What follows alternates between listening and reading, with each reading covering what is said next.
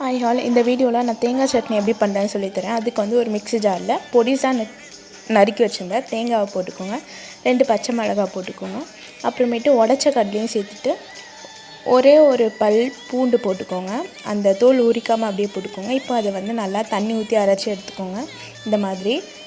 அப்புறமேட்டு stove on பண்ணி அதில் ஒரு கடாய் வச்சு அதில் வந்து 2 ஸ்பூன் அளவுக்கு ஆயில் வந்து ஊற்றிக்கோங்க. அதுக்கப்புறம் அதில் கடுகை வந்து போடுங்க.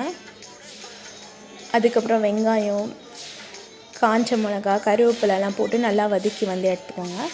அப்புறம் நம்ம வந்து அந்த சட்னி வந்து அரைச்சி வச்சிடணும்ல, அதில் தண்ணி ஊற்றி உங்களுக்கு எவ்வளோ திக்காக வேணுமோ அவ்வளோ தண்ணி ஊற்றி நல்லா மிக்ஸ் பண்ணி அதுக்கப்புறம் லாஸ்ட்டாக இதில் சேர்த்து ஒரு மிக்ஸ் பண்ணி ஸ்டவ் ஆஃப் பண்ணிட்டிங்கன்னா ரெடி ஆயிரும். லாஸ்ட்டாக வந்து உப்பு போட்டுக்கோங்க. கண்டிப்பாக நீங்களும் ட்ரை பண்ணி பாருங்கள்.